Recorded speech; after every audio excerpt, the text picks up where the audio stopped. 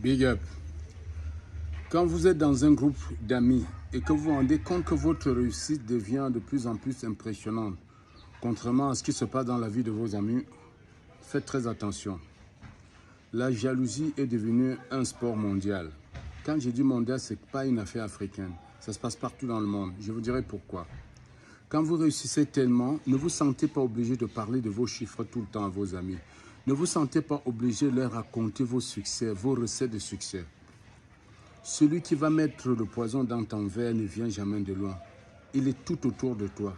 Et c'est quelqu'un à qui tu as pleinement confiance, mais tu n'imagines pas du tout ce qui trotte dans sa tête. Tu as beau vouloir jouer les gentils, leur offrir des montres, offrir des choses pour leur dire vraiment j'ai réussi. Attention, tu es en train de les humilier. Ils reçoivent tes cadeaux, ils rient avec toi, mais dans leur tête, ils mijotent quelque chose que tu ne peux pas imaginer. Le jour où tu commets la moindre erreur, ils te cueillent à froid. Les amis sont devenus des dangers. Avant de vanter ta réussite devant tes amis, avant de célébrer ta réussite avec tes amis, offrir les cadeaux tout le temps, les billets d'avion, organiser les randonnées à Dubaï, payer pour tout, billets d'avion, hôtel pour leur dire vraiment les amis, j'ai réussi. Fais très attention. Tout ce que tu es en train de donner là est en train de creuser ta tombe. Nos amis sont devenus de monstres. Celui qui rit avec toi, il t'embrasse, il a un couteau dans l'autre main pour te poignarder dans le dos.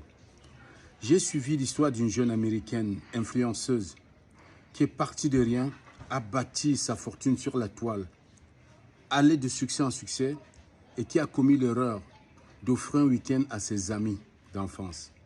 Un week-end à ses amis. Ils étaient 3 filles, 3 garçons. Ils se sont retrouvés dans une villa cauchée au Mexique. Chacun devait contribuer, mais elle a payé tout avec sa carte, billet d'avion, location de la villa. La villa devait coûter $1 500 la nuitée. Elle partait pour 4 nuits. Elle a tout payé. Résultat de cause, le premier soir, tout s'est passé bien, sauf qu'au petit matin du lendemain, elle s'est fait copieusement tabasser par une des filles qui l'a rouée de coups, elle ne se défendait pas. Et que faisaient les autres amis? Ils ont allumé la caméra pour filmer la scène. Pour filmer la scène. Et jusqu'à ce qu'elle tombe, elle meurt. La pauvre est morte, on appelle sa mère pour lui dire qu'elle a fait une intoxication à l'alcool et que son état n'est pas bien. Et pourtant, elle était morte de coups et blessures. Ça arrive beaucoup chez nous en Afrique. Beaucoup de gens sont partis. Il y a des influenceuses qui sont mortes bizarrement jusqu'au jour où on n'arrive pas à expliquer leur mort. Et oui, ça arrive toujours comme ça. Celui qui te tue ne vient jamais de loin. Il est tout près de toi. Si tu réussis et tu constates qu'autour de toi, tes amis sont dans la merde, soit tu leur montres les recettes pour réussir, tu les accompagnes à leur propre réussite, ne leur donne pas ton argent, n'achète pas de cadeaux faramineux. Tu es en train d'acheter ta mort. Montre-leur comment ils peuvent eux-mêmes s'offrir cela. Et si ça ne va pas, ne te sens pas obligé de continuer à rester avec eux. Crée-toi ton univers, autant qu'on te traite de tous les noms d'oiseaux.